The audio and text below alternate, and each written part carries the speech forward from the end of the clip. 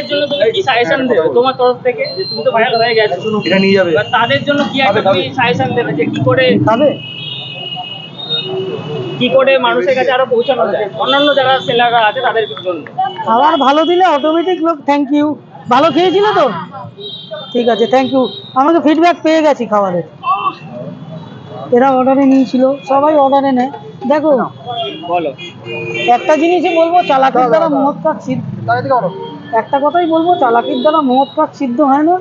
তুমি ভালো লোকের এখানে খেতে আসছে, তুমি বেস্ট কোয়ালিটি দিয়ে তোমাকে দিতে হবে, তাহলেই তোমার লোক আসবে, তাহলেই তুমি। প্রথম কথা দেখো, এই খাবার কিন্তু অনেকেই সেল করছে, তুমি কিন্তু শুধু খাবারের জন্য সেল মানে একবারে যে ভাইরাল হবে সেটাও না, তুমি নিজে একটা পার্সোনালিটির জন্য, পার্সোনালিটিও আছে, খাবারের কোয়ালিটিও আছে। আজকে গোটা মধ্যমগ্রামে 15,000 গ্রুপ আছে, সেই গ্রুপের মধ্যে প্রথম অর্ডার করি, সেই অর্ডার ছড়িয়ে গিয়ে আমি এখানে রেগুলার